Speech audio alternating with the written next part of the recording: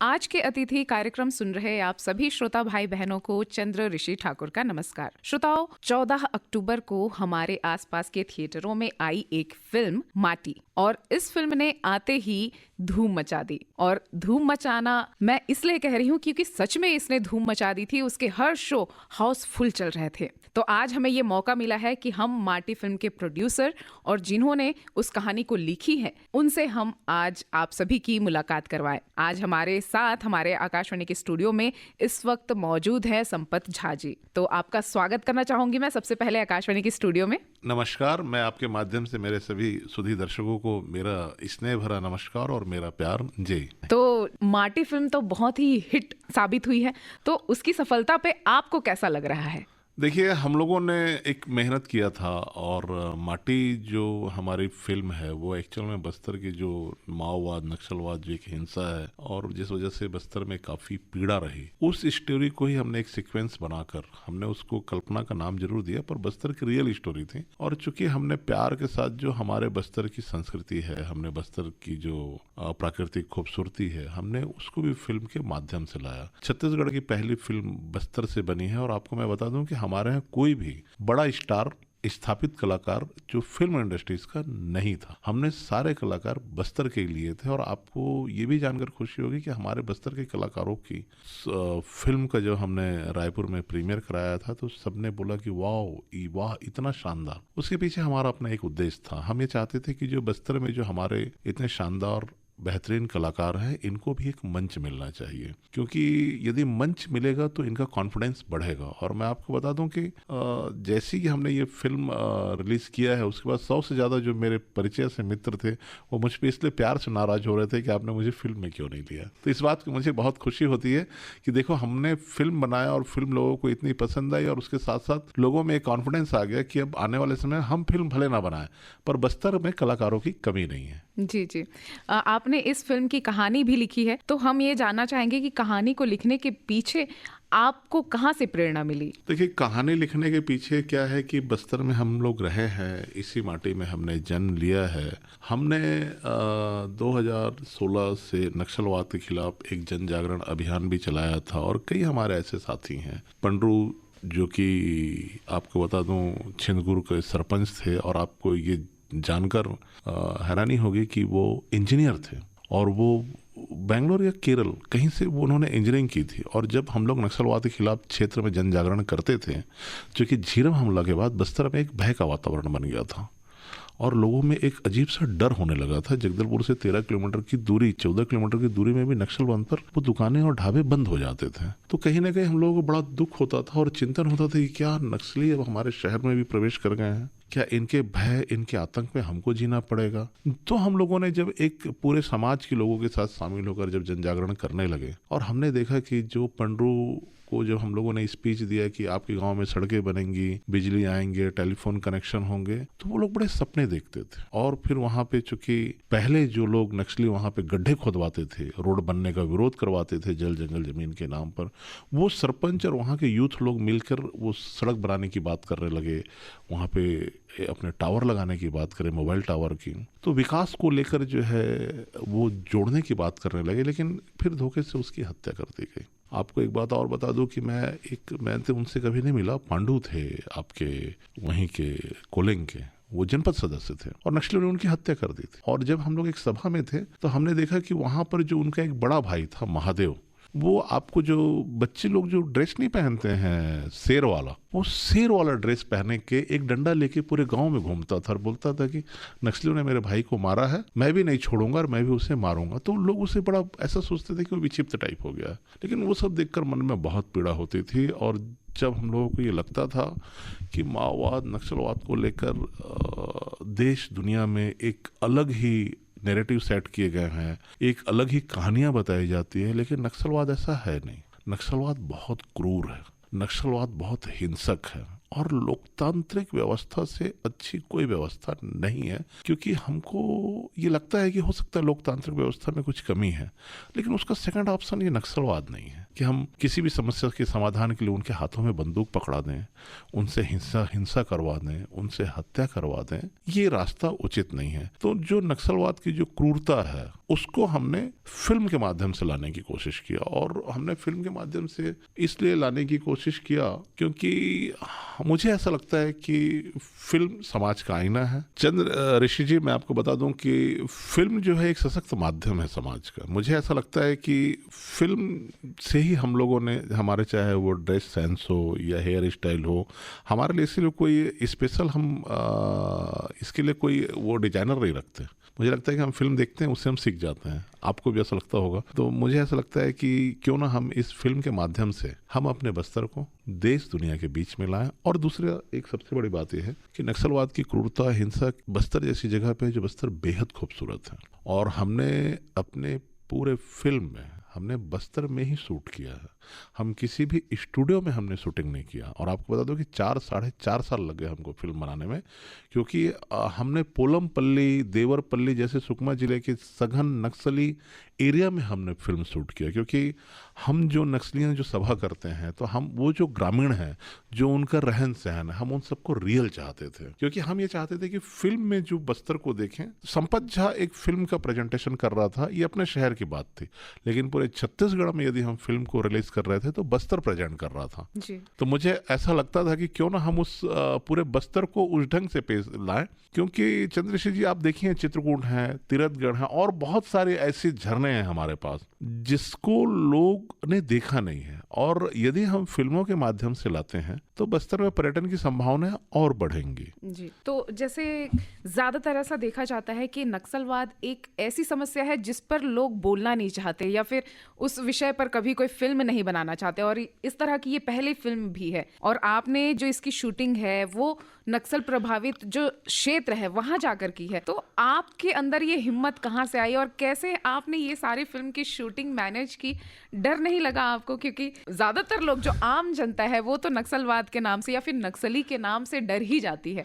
तो आपने कैसे ये साहस किया? वैसे किसी ना किसी को तो शुरुआत करनी ही पड़ती है। देखिए चंद्रशेखर जी, हमारी लोकतांत्रिक व्यवस्था बनाने के लिए हमारे वो महान लोग शहीद हो गए, और उन्होंने देश को आजाद दिया। और आजाद भारत में फिर से इस टाइप के हिंसा करने वाले लोग मजबूत तभी होने लगेंगे जब आम आदमी चुप रहने लगेगा। 2016 में जब हम लोगों ने नक्सलवाद के खिलाफ अभियान चलाया था, तो मेरे और मेरे दोस्तों के खिलाफ उन्होंने पर्चे जारी किए कि हम आपकी हत्या कर देंगे। और जब ये पर्चे जारी किए तो कुछ मेरे मित्रों ने उसमें सुरक्षा लिया। मुझे भी तत्कालीन आईजी साहब, एसपी साहब ने बोला कि आप भी सुरक्षा ले लीजिए। तो मैं बोला, सर आप लोग बस्तर को सुरक्षित करिए बजाय नक्सल विरोधियों को सुरक्षा देने के। क्योंकि मुझे ऐसा लगता था कि यदि हम बस्तर के किसी ग्रामीण क्षेत्र पे जाते हैं और नक्सलियों की क्रूरता, नक्सलियों की हिंसा के खिलाफ यदि हम जन जागरण की बात करते हैं, और यदि हम सुरक्षा के दायरे में रह के ग्रामीण क्षेत्र में भाषण देंगे, तो हमारे जाने के बाद गांव वालों को हंसी आएगी और उनको लगेगा कि वाह देखो, ये तो खुद सुरक्षा में तो बड़ी बड़ी बातें कर रहा है। तो वो प्रेरणा वो नहीं मिलेगा जो बिना सुरक्षा के यदि हम अपने ग्रामीणों के बीच में जन जागरण लाएंगे। और हम इस बात के लिए कोशिश करेंगे कि हम अपने जो बस्तर के बच्चे हैं वो हथियार ना पकड़ के वो किताब पकड़ें।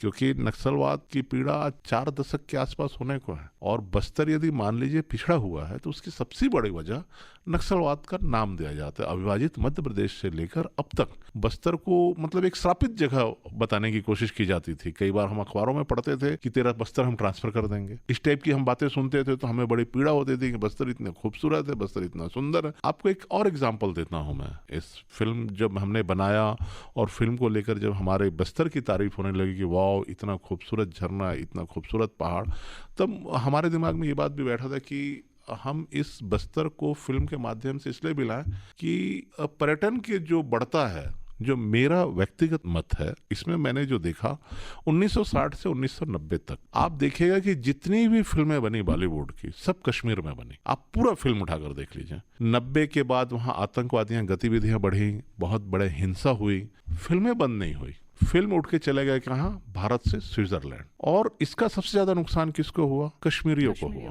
क्यों? क्योंकि जब कश्मीर उस दौर पे इतना महंगा था, कश्मीर इतना रिच था, वहां के लोगों मतलब इतना शानदार जीवन जीते थे क्योंकि उनकी आर्थिक स्थिति मजबूत थी। क्योंकि किसी भी स्टेटस के लिए आर्थिक व्यवस्था बहुत प्राथमिकता पे है। मैं 11 बार कश्मीर गया हूँ, आपको बता दूं ऋषि जी। और जब मैं उनके बुजुर्गों के साथ बैठता था, मैं उनसे सुनता था, तो वो अपनी पीड़ा बताते थे। बोले साहब 1990 के पहले हमारे बच्चे लोगों को इतनी शानदार जिंदगी रहती थी, अभी तो हम लोगों के पीछे पीछे घूमते हैं 1500 रुपये रूम के लिए। एक समय ऐसा था कि हमारे पास 6-6 महीने बुकिंग खाली नहीं रहती थी। क्या हुआ, आतंकवादी गतिविधि बढ़ी, वहाँ के लोग शांत रहे, मौन रहे, उसका खामियाजा कश्मीरियों ने सबसे ज्यादा उठाया।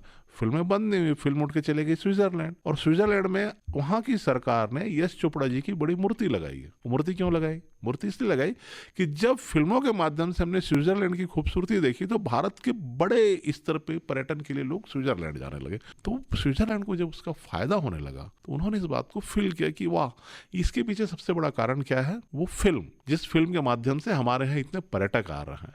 और उन्होंने उसकी मूर्ति लगाई। बस्तर भी हमारा बहुत खूबसूरत है, तो क्यों ना हम भी बस्तर को अपने फिल्म के माध्यम से उसको प्रस्तुत करें और रियल ना।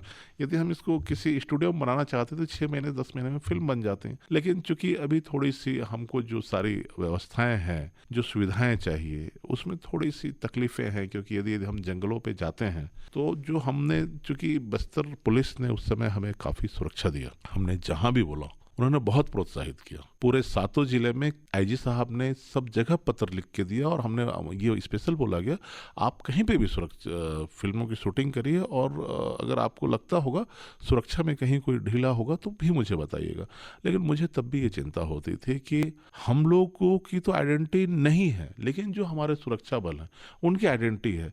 लेकिन वो पुलमपल्ली, देवरपल्ली, मतलब आप सोचिए कि ताड़मेटला के आसपास की जगह पे हम जब शूट करते थे तो मुझे ये चिंता सताती थी। और उस समय मैं शूटिंग, चूँकि सूर्य ढलने से पहले ही वो शूटिंग ख़त्म करके हम लोग पैकअप कर लेते थे। जी जी, मतलब बहुत कठिनाइयों से ये मूवी बनी है, इसलिए इतना लंबा समय लग गया। परमिशंस, फिर इधर उधर जाना और समय से पहले ख़त्म करना। जी जी, ये बड़ी मतलब रोचक बातें हैं इस फिल्म में। एक बार तो ये हुआ था कि एनआईए ने भी मेरे से पूछताछ की थी। क्या हुआ था कि जब आपको याद होगा तर्रे में हमारे 22 जवान शहीद हो गए थे अभी कुछ साल पहले, लास्ट जो बहुत बड़ी घटना हुई थी, उसी बीच हमारे फिल्म की किसी शूटिंग की पोस्ट फोटो किसी ने वायरल कर दिया और देश प्रदेश के नहीं, देश के एक प्रतिष्ठित अखबार में वो फोटो के साथ न्यूज़ छप गया कि पुलिस क्या कर रही है, खुलेआम नक्सली घूम रहे हैं।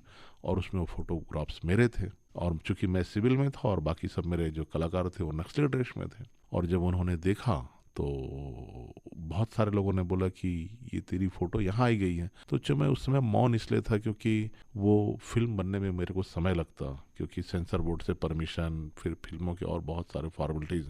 तो मैं बोला इस समय यदि मैं भी हल्ला करूँगा फिल्मों को लेकर तो फिर वो पुराना हो जाएगा। तो उस समय बड़ा धैर्य और मौन के साथ था।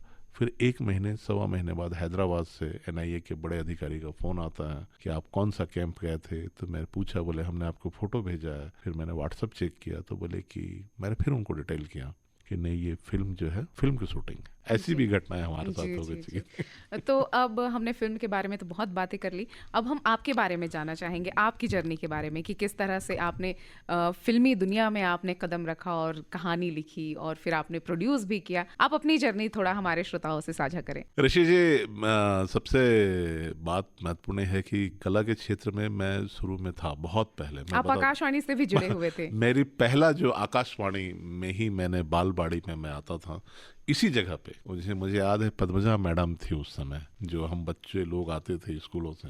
उसके बाद मैं नाटक ऑडिशन पास किया। नाटक ऑडिशन पास करने के बाद मैं यहाँ पे क्लोन वगैरह और बहुत सारे जो सीनियर हमारे यहाँ के कलाकार थे उनके साथ मैंने नाटक भी किया 2-3। एक क्लोन का तो याद है मुझे, हो गया लगभग 20 साल होने को है। और उसके बाद चूँकि मैं बताया ना आपको, गमे रोज़गार जो है, कला बहुत सारी, चूँकि बस्तर में ऐसी बहुत सारे मंच नहीं हैं जहाँ पर आप इन कला के क्षेत्र में रहकर भी अपना जीवन यापन कर सके। या तो उसके लिए फिर आपको भी वो फिल्म इंडस्ट्रीज़ की स्टोरी की तरह आपको अपना झोला उठाकर मुंबई की नग जाना पड़ेगा, क्योंकि संचार क्रांति उस समय उतनी तेज नहीं, वो आगे नहीं थी। तो आज तो ये है कि आप अपने मोबाइल पर रील्स बना के लाखों रुपये बच्चे कमा रहे हैं, पहले वो स्थितियाँ नहीं थी। तो हमने अपनी रोजी रोटी के लिए उस समय उसको विराम दिया, और विराम देने के बाद फिर चूंकि हम अपने काम धाम व्यापार वगैरह सब में ये करते रहे, करते करते में ईश्वर की कृपा से आप सभी के स्नेह प्यार से व्यापार में भी एक अच्छी जगह हमने बनाया।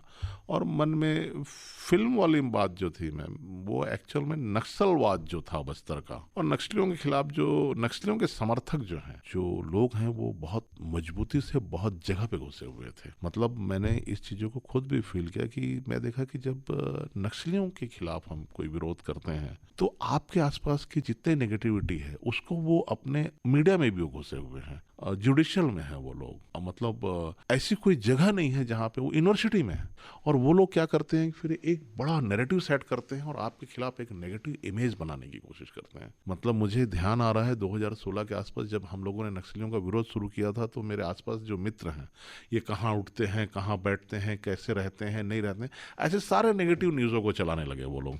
कहीं पत्थरबाजी हुई तो किसी अखबार में जो उसने एक बार तो मेरा भी नाम डाल दिया था। मैं 15 दिन तक, मतलब मैं काफ़ी बेचैनी फील करता था।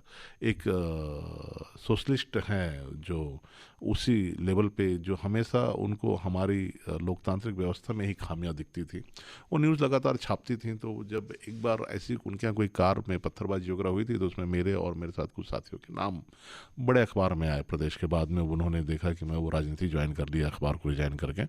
तो मैंने इस बात को पूछा उनसे, तो उन्होंने मुझे बोला कि नहीं, हमने नहीं नाम लिया था आपका, वो अखबार में वाले ने मेरे से पूछा था, तो हमने बोला था नक्सल विरोध इधर से जा रहे थे और हमने कभी ये नाम वाम नहीं लिया। तो फिर मैंने उनसे पूछा, फिर मेरे मित्र ने बोला था कि मैं उसके खिलाफ कोर्ट में जाऊंगा, पर आई गई बात हो गई वो।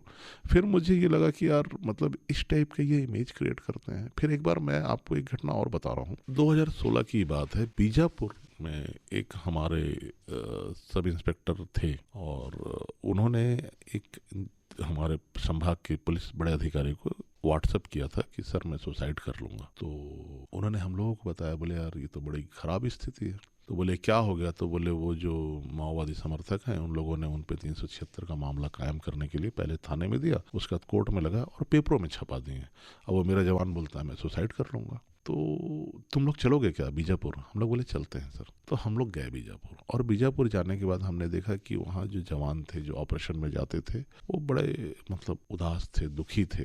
क्योंकि क्या होता है मैम, आप यदि किसी समाज में किसी का कैरेक्टर को, झूठ को यदि फैलाते हैं तो बहुत तेजी से फैलता है, लोग उसे सच भी मानने लग जाते हैं और मानने लगते हैं। लोगों को वो एक मजाक लगता है। लेकिन जिसके बारे में झूठ फैलाया जाता है ना, वो आत्मग्लानि से कई बार बहुत बड़े बड़े कदम उठा लेता है, सुसाइड तक किए हैं लोग। तब फिर मैंने फर्स्ट टाइम वहाँ पे स्पीच दिया था, और मुझे याद है वो स्पीच पे मैंने बोला था कि आप लोग तो यहाँ पे जो जवान हैं हमारे, आप लोगों पे आरोप लगना स्टार्ट हुआ है। कश्मीर में तो हमारे आर्मी पे सालों से आरोप लगाते आ रहे हैं आतंकवादी, और उनका एक सिस्टम है लड़ने का। वो चाहते हैं कि मॉरल किस ढंग से आपका कमजोर किया जाए। एक जवान बनकर आप समाज में जो इज्जत पाते हैं, यदि इस टाइप के आप पे आरोप लगते हैं तो स्वाभाविक है आसपास के लोग आपके साथ साथ आपके परिवार को भी बड़े हे दृष्टि से देखते हैं। तो वो भी उनका साइकोलॉजिकल वार है। और इस ढंग से जब उनका हमने वार, इस ढंग से उनका हमने लड़ने का तरीका देखा, और उसमें सबसे बड़ी बात यह है कि उनकी क्रूरता। आप बताइए मैम, 4 दशक हो गए, किसी भी समस्या का समाधान नक्सलियों को, नक्सली बंदूक पकड़वा रहे हैं। और किनको पकड़वा रहे हैं? जिन लोगों को किताब पकड़ना था, जिनको सड़कें चाहिए थी, उनसे वो सड़कें खोदवा रहे हैं, उनसे वो स्कूल का विरोध करवा रहे हैं। आज बस्तर हमारा क्यों पिछड़ा है? इसलिए पिछड़ा है, आप अमीर धरती है हमारा बस्तर, आप महज 300 किलोमीटर, हमारी राजधानी रायपुर है, उससे हम 200 किलोमीटर दूर हैं। 200 साल का अंतर है। हमारे जगदलपुर मुख्यालय से ये आपका दरभा, कोलेंग अंदर चले जाइए, आप चिंता गुफा चले जाइए, 50 से 60 किलोमीटर अंतर का जो अंतर है, जीवन है, वो 100 साल का अंतर। एजुकेशन नहीं है, हेल्थ नहीं है, शिक्षा नहीं है। आपको 115 साल पुरानी किताब मैं बताता हूँ, केदारनाथ ठाकुर जी ने लिखा है बस्तर भूषण। उसमें एक मैंने पढ़ा था कि 1910 की किताब है वो, और मैंने पढ़ा था कि बारिश के बाद सुकमा क्षेत्र में एक ऐसी बीमारी फैलती है जिसमें डॉक्टर भी इलाज नहीं कर पाते हैं, और बहुत बड़ी संख्या में लोगों की मौत हो जाती है। आप ये सोचिए कि 1910 में जिस एक राइटर ने लिखा था, और सेम मैंने 3-3.5 साल पहले नई दुनिया में 64 लोग सुकमा जिले में बीमारी से मौत हो गई थी। वही बीमारी, मतलब डॉक्टर का सेम बयान था। बीमारी क्या थी मुझे नहीं मालूम, डॉक्टर का यही बयान था कि मुझे ये समझ में नहीं आ रहा है इनकी मौत कैसे हो गई। आप बताइए, मतलब जहाँ पे हमको ये चिंतन करना चाहिए कि यहाँ के लोग कैसे हेल्दी रहे, यहाँ के लोगों को कुपोषण से कैसे बचाया जाए, विकास कैसे यहाँ हो। कैसे विकास पहुंचाया जाए, यहाँ कैसे संचार क्रांति पहुंचाया जाए, उस पर डिस्कस नहीं किया जा रहा। बंदूक पकड़ा के जल जंगल जमीन के नाम पे एक बड़ी लड़ाई और एक छद्म रूपी लड़ाई उनको लड़ाने में झोंका जा रहा है। और सबसे बड़ा दुर्भाग्य है कि इसके लिए जो आमने सामने कौन हो रहा है, हमारी फोर्स और हमारी जनता। हमको उन स्थानीय लोगों से वही पीड़ा थी कि कहीं ना कहीं वो जो भटके हैं उनकी सच्चाइयों को वो भी देखें, समाज भी देखे, सरकार भी देखे और उसकी एक समीक्षा करे और क्या बेहतर होना चाहिए। मैं ये समझता हूँ कि अब 4 दशक हो गए, जो लोग नक्सली हिंसा में शामिल रहे उनको भी समझ में आ गया कि उनको कुछ नहीं मिला, बस्तर को उनकी वजह से नुकसान ही हुआ, तो ज्यादा बेहतर है कि वो आत्मसमर्पण करें और मुख्य धारा में आए, जिससे कि बाकी लोगों को भी एक दिशा मिली। हमने जो जीवन अपना जी लिया, लेकिन कम से कम आने वाली पीढ़ियों के सामने नक्सलवाद एक चुनौती नहीं रहेगी। तो सरकार कभी ये नहीं बोल सकती कि आपके क्षेत्र में नक्सलवाद है इसलिए हम सड़क नहीं बना पा रहे, हम स्कूल नहीं बना पा रहे। ये सारी बातें खत्म होनी चाहिए। जी, अभी भी जैसे हम नक्सल प्रभावित क्षेत्रों में जाते हैं तो वहाँ देखते हैं वहाँ स्वास्थ्य सुविधाएं नहीं है, उनके रहने के लिए पक्का घर नहीं है, पानी की सुविधाएं नहीं है, सड़क नहीं है। मतलब जिस चीज़ के लिए वो लड़ रहे हैं कि विकास हो या फिर जो भी उनकी विचारधारा रही होगी, अब तो वो उससे पूरे भटक चुके हैं। इस हथियारबंद आंदोलन का उन्हें भी कोई लाभ नहीं हुआ है और बस्तर को भी इसका घाटा हो ही रहा है। तो ये तो बात हो गई कि आपने कैसे अपनी यात्रा शुरू की थी। अब हम आपसे जानना चाहेंगे कि आपने आगे भविष्य के लिए क्या योजनाएं बनाई हुई हैं। क्या आप आगे भी ऐसी कुछ फिल्म बनाने वाली हैं या फिर किसी कहानी पर आप काम कर रहे हैं? देखिए, बस्तर में तो मैं आपको बता दूं कि जिस प्रकार से अभी एक अच्छी बात ये है ऋषि जी की अभी केंद्र सरकार ने एक डेडलाइन मार्च 2026 का, और उससे मुझे ये अच्छा लगा कि मैंने देखा कि बहुत बड़े बड़े जो नक्सल लीडर थे वो समर्पण करने लगे। और कहीं ना कहीं यदि आमने सामने एकदम मारने की का स्थितियाँ निर्मित होती है तो कहीं ना कहीं मन व्यथित होता है। मौत पर जश्न नहीं मनाया जाता, मुझे ऐसा लगता है।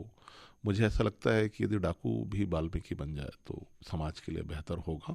और मैं आपको बता दूं कि हमारे साथ आत्मसमर्पित नक्सलियों ने काम किया फिल्म में।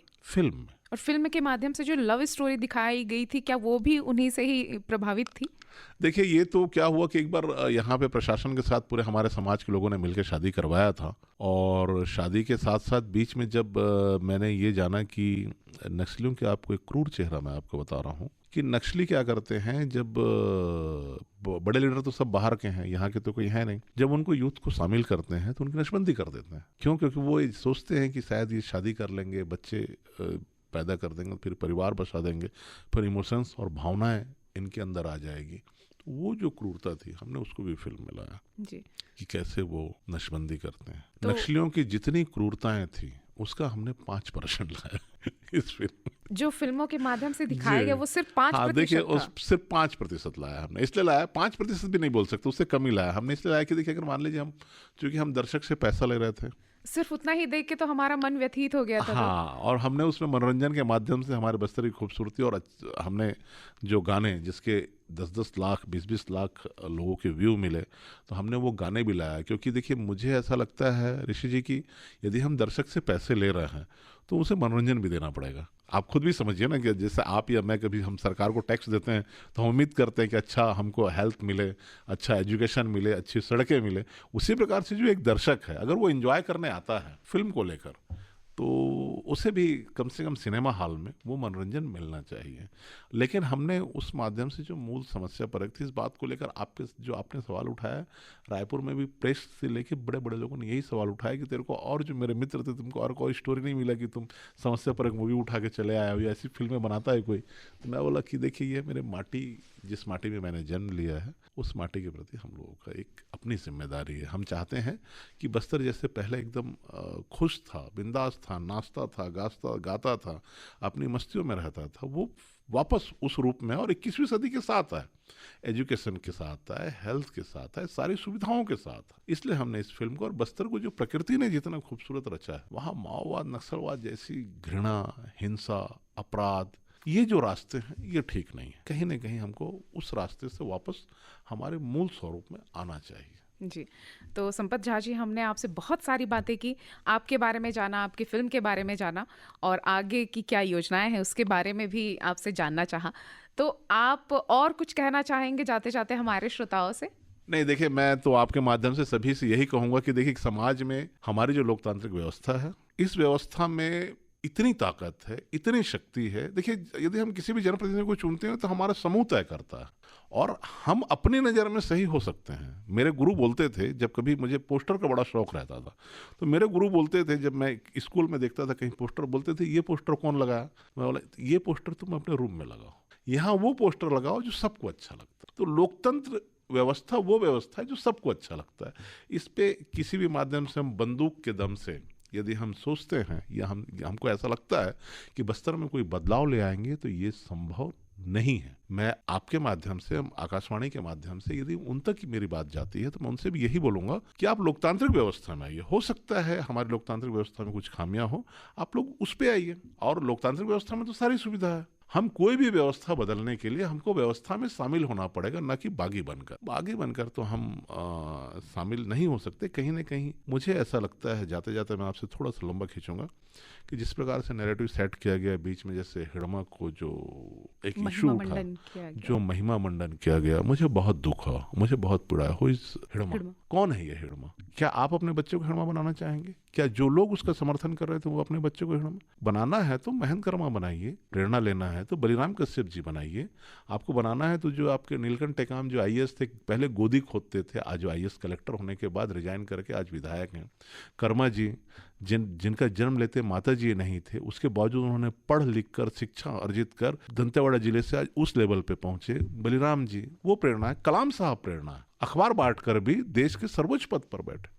न कि ये क्रिमिनल और अपराधी मेरे समाज का प्रेरणा होगा, लेकिन इस टाइप के भी नैरेटिव सेट करते हैं और भारत में बड़ी तेजी से लोग इन बातों को पहुंचा देते हैं। और जल जंगल जमीन के नाम पे इतनी नकली लड़ाई लड़ते हैं ये। आज यदि हम यहाँ पे सत्ता से भी यदि हम विकास की भागीदारी मांगेंगे, तो ऋषि जी, उसके पास हमारे लिए उतने एजुकेटेड लोगों की संख्या नहीं है। आप देखिए, कोई लोहा तो कब से जा रहा है? 1967 से जा रहा है। जापान एसआर का पाइपलाइन जा रहा है, सालों हो गए। आपका यहाँ से भी जा रहा है।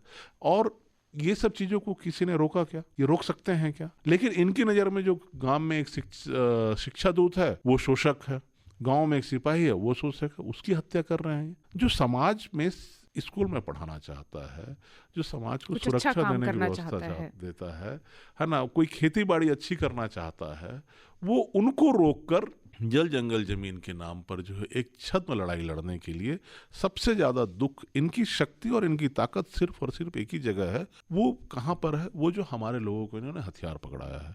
जिस दिन हमारे लोग हथियार छोड़कर कलम पकड़ लेंगे या समाज में अपनी बात मुंह से बोलने लगेंगे, तो वो ज्यादा अच्छे से हम परिवर्तन ला सकते हैं। बहुत बहुत धन्यवाद आपका। बहुत बहुत धन्यवाद। आपसे बात करके हमें भी बहुत अच्छा लगा और एक अच्छे मैसेज के साथ ही हम आज की ये जो भेंट वार्ता है उसको यहीं पे समाप्त करना चाहेंगे और आपको धन्यवाद करना चाहेंगे कि आपने